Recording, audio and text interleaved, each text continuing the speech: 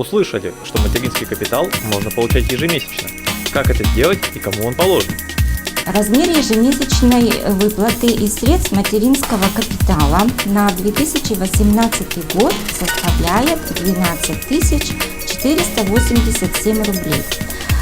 Он определяется по действующему законодательству, исходя из прожиточного минимума для детей, установленных за второй квартал предшествующего года по республике Коми. И на 2018 год, я еще раз повторяю, он составляет 14 487 рублей.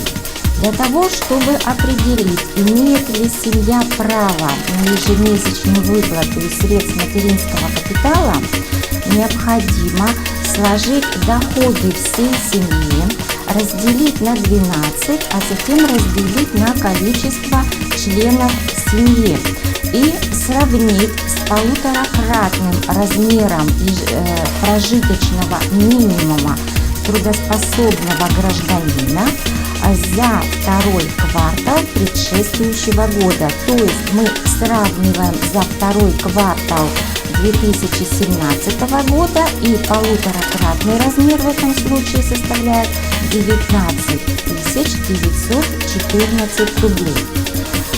И значит, после всех этих операций можно будет выявить, если полученный результат меньше, чем 19 914, то в этом случае семья вправе обратиться с заявлением о распоряжении средствами на ежемесячную выплату из средств материнского капитала.